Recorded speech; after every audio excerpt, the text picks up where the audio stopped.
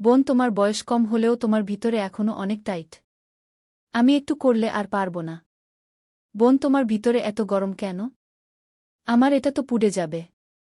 তোমার ভিতরে কি পানি ছেড়ে দিব? হ্যালো বন্ধুরা, আমার বয়স ছিল ২০ বছর। আমি কলেজের ছাত্রী ছিলাম সেই দিনগুলোতে। গরম শুরু হয়ে গিয়েছিল, তাই আমাদের কলেজ থেকে ছুটি মিলে গিয়েছিল। প্রতিদিনের মতো আজও পুরো বাড়ি পরিষ্কার করার পর আমি আমার বিছানায় বিশ্রাম নিচ্ছিলাম। ক্লান্তিতে জর্জরিত হয়ে মনে হচ্ছিল যেন পুরো শরীর ভেঙে পড়ছে।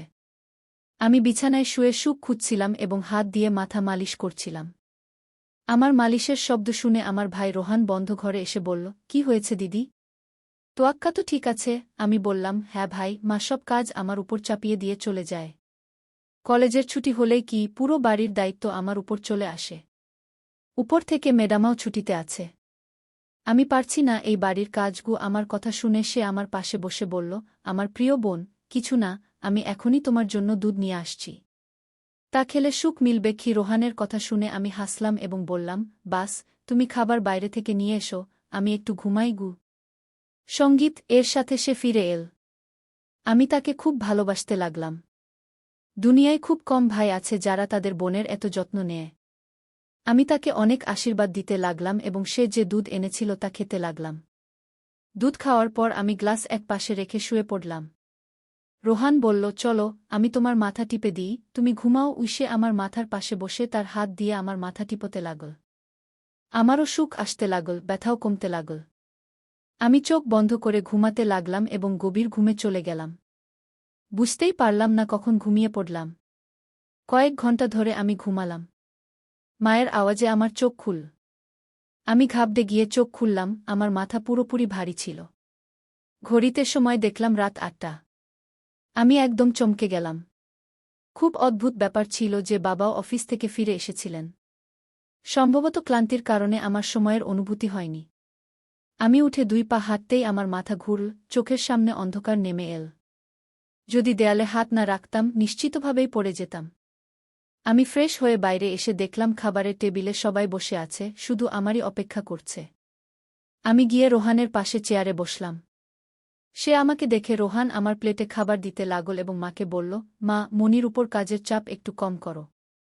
যদি মেড কাজে না আসে তাহলে তার জায়গায় অন্য কাউকে রাখো। এই বেচারা সারাদিন কাজ করে ক্লান্ত হয়ে যায়, দেখো তো এর রঙও ফ্যাকাশে হয়ে গেছে। আমার অবস্থা সত্যিই খারাপ হয়ে গিয়েছিল, আমি খুব ক্লান্ত বোধ করছিলাম।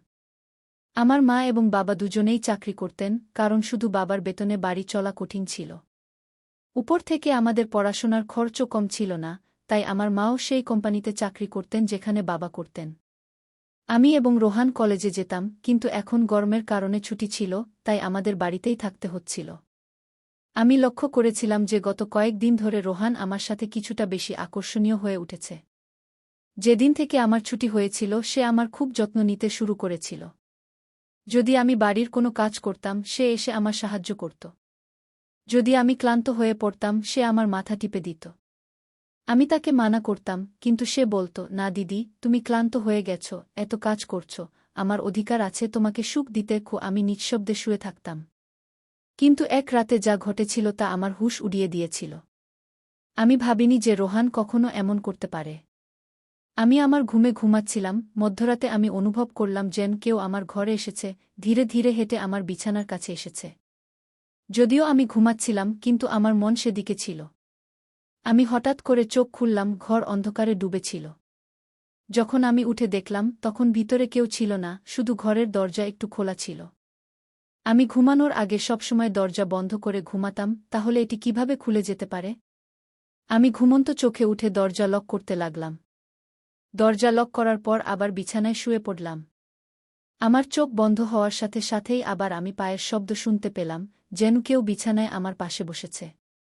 মনে হচ্ছিল যেন কেউ তার হাত আমার দিকে বাড়াচ্ছে, কিন্তু যখন আমি ফিরে তাকালাম তখন কেউ ছিল না। আমি ভয় পেতে শুরু করলাম। আমি উঠে ঘরের লাইট জ্বালালাম, দরজা খুলে বাইরেও দেখলাম, কিন্তু সেখানেও কেউ ছিল না। আজকের আগে কখনো এমন হয়নি যা এখন ঘটছে। আমার তৃষ্ণা পেল, তাই আমি ঘরের দরজা খুলে বাইরে বের হলাম। এই সময় রোহানও তার ঘর থেকে বেরিয়ে এল। আমাকে দেখে সে জিজ্ঞাসা করল, কি হয়েছে?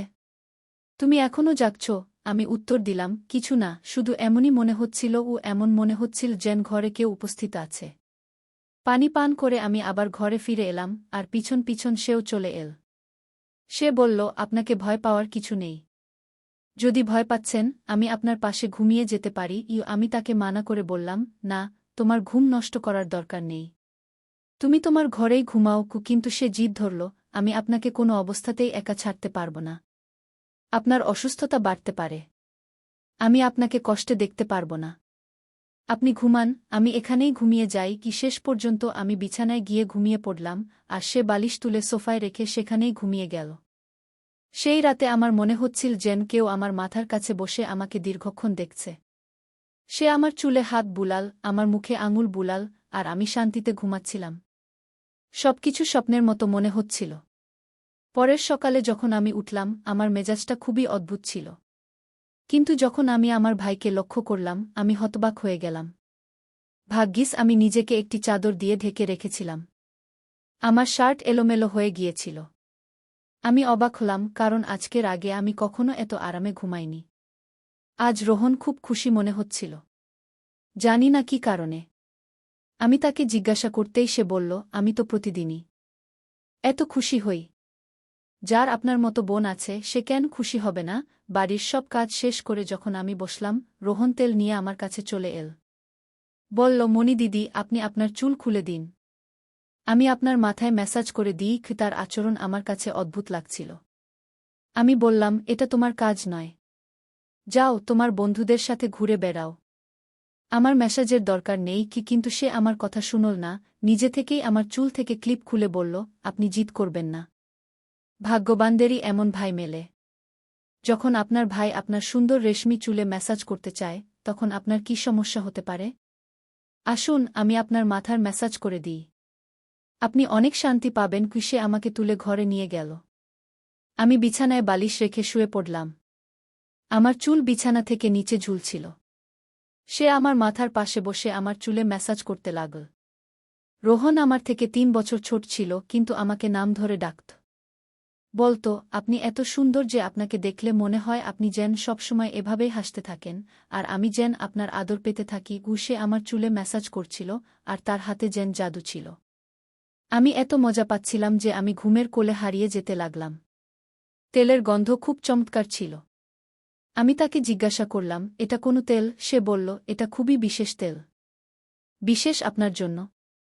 আপনার এত সুন্দর চুলের জন্য এটা তৈরি। তার কথা খুব মিষ্টি লাগছিল। আমি বুঝতে পারছিলাম না। এর মধ্যেই আমি ঘুমিয়ে পড়লাম। কিছুক্ষণ পরে যখন আমার চোখ খুলল, আমার পুরো শরীর ব্যথায় ভেঙে পড়ছিল। মনে হচ্ছিল যেন আমার পায়ে খুব বেশি ওজন চাপিয়ে দেওয়া হয়েছে। পুরো শরীর ব্যথা করছিল। ধীরে ধীরে উঠে বসলাম আর চারদিকে তাকালাম। যখন আমার ভাইকে লক্ষ্য করলাম, সে সম্পূর্ণ ভেজা ছিল, যেন কেউ আমাকে গোসল করিয়ে দিয়েছে। কাপড় ভেজা ছিল, পাখা বন্ধ ছিল, আর গরম লাগছিল। এসব কি হচ্ছিল? আমি খুব কষ্ট করে দেরিতে উঠলাম। আমার মাথা ঘুরছিল, হাঁটা কষ্টকর হচ্ছিল। আমি আমার অবস্থা বুঝতে পারছিলাম না যে এসব কি হচ্ছে। খুব কষ্ট করে বাথরুমে গিয়ে ফ্রেশ হলাম। আমার অবস্থা দেখে মনে হচ্ছিল যেন আমি ঘুমাইনি, বরং কোনো কঠোর পরিশ্রম করেছি। যখন আমি ঘর থেকে বের হলাম, আমার কানে কানে কিসের শব্দ শুনতে পেলাম। মনে হচ্ছিল যেন কেউ কারো সাথে কথা বলছে। বাড়িতে আমার আর তার বাইরে কেউ ছিল না। তাহলে সে কার সাথে কথা বলছিল? আমি প্রথমে কিচেনে পানি পান করতে গেলাম, কিন্তু তখন পর্যন্ত আওয়াজ বন্ধ হয়ে গিয়েছিল। আমি কিচেনের দরজার পাশে দাঁড়িয়েছিলাম যখন সে বসার ঘর থেকে বের হল। তার হাতে অনেক টাকা ছিল, যা দেখে সে হাসছিল। আমার কপালে ভাঁজ পড়ল। পরের মুহূর্তেই তার নজর আমার উপর পড়ল। আমাকে দেখে বলল, মণি, আপনি কি? আর তার হুঁশ উড়ে গেল। আমি হেঁটে তার কাছে গেলাম। সে তাড়াহুড়ো করে টাকা তার প্যান্টের পকেটে ঢুকাচ্ছিল। কিন্তু আমি তার হাত ধরে টাকাগুলো সামনে এনে বললাম, এত টাকা তোমার কাছে কোথা থেকে এল? সে নজর নামিয়ে বলল, আপনি প্লিজ বাবাকে বলবেন না। এ টাকা বাবার বন্ধু দিয়েছে। আমি জোর দিয়ে জিজ্ঞাসা করলাম, কে? সে বলল, এ টাকা বাবার এক বন্ধু অনেক বছর আগের ধার হিসেবে ফেরত দিয়েছে। আমি ভেবেছিলাম এ দিয়ে মোবাইল কিনব, কিন্তু সে টাকা আমাকে দিয়ে দিল। আমি বললাম, হ্যাঁ, তুমি ভালো করেছ। বাড়ির অবস্থা দেখো কত খারাপ। আমাদের বাবা মা দুজনেই চাকরি করছেন, আর তুমি মোবাইল নেওয়ার কথা বলছ। সে লজ্জিত ছিল। আমি সেই টাকা রাতে বাবাকে দিয়ে দিয়েছিলাম। সেই রাতে সান আমার সাথে কোনো কথা বলেনি এবং তাড়াতাড়ি ঘুমাতে চলে গেল। পরের দিন আমি রান্নাঘরে কাজ করছিলাম যখন রোহন তার বন্ধুদের সাথে বাড়িতে প্রবেশ করল। আমি যতটা আশ্চর্য হলাম ততটা কম ছিল, কারণ সে তার বন্ধুদের সরাসরি হলরুমে নিয়ে এসেছিল। সেই সময় আমি ওড়না খুলে বাসন ধুচ্ছিলাম। যখন তারা সবাই হাসতে হাসতে ভিতরে এল, আমি তাড়াতাড়ি ওড়না পরলাম এবং রোহনকে বোঝাতে লাগলাম যে এটা কেমন আচরণ। তুমি জানো এই সময় মা বাবা বাড়িতে নেই, তবুও তুমি এদের বাড়িতে নিয়ে এসেছ। রোহন বলল, এটা আমার বাড়ি। যখন তোমরা আমার খেয়াল রাখো না, তখন আমি তোমাদের খেয়াল কেন রাখব? ভালো করে খাবার তৈরি করো, আমার খুব বিশেষ বন্ধুরা এসেছে। সে আমার উপর বেশ রাগান্বিত হয়ে গিয়েছিল। কিন্তু এখন আমি কি করতাম? খাবার তো বানানোই ছিল জরুরি। আমি তার বন্ধুদের জন্য খাবার বানাতে লাগলাম। তখন সে বলল, খাবার পরিবেশন করতেও তুমি নিজেই আসবে। রোহনের আচরণ আমাকে হতবাক করছিল। এত ছোট বিষয়ে সে কিভাবে এতটা বদলে গেল? আমি খাবার টেবিলে সাজিয়ে দিলাম। আমি লক্ষ্য করলাম যে তার বন্ধুরা বারবার আমাকে একদৃষ্টে তাকিয়ে দেখছে। তারা সবাই রোহনের চেয়ে বয়সে বড় ছিল এবং অদ্ভুতভাবে তাকিয়েছিল, যেন আমাকে কাঁচা খেয়ে ফেলবে। আমি আমার ঘরে গিয়ে দরজা বন্ধ করে রইলাম। যেই তারা চলে গেল, আমি রোহনের উপর ফেটে পড়লাম যে ভবিষ্যতে তোমার বন্ধুরা যেন এই বাড়িতে আমার সামনে না আসে। কিন্তু সে পরক্ষণেই আমার হাত ধরে বলল, এত রাগ কোথা থেকে আসে?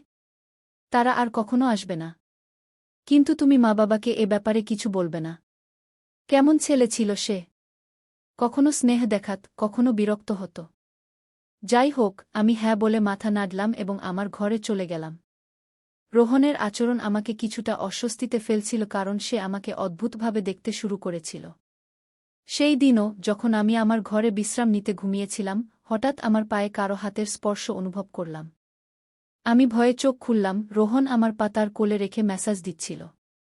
আমি তাকে এমন করতে মানা করলাম, কিন্তু সে বলল, আমি যা করছি করতে দাও। এই বাড়িতে একমাত্র আমিই তোমার এতটা খেয়াল রাখি। মা বাবা তো কাজেই ব্যস্ত।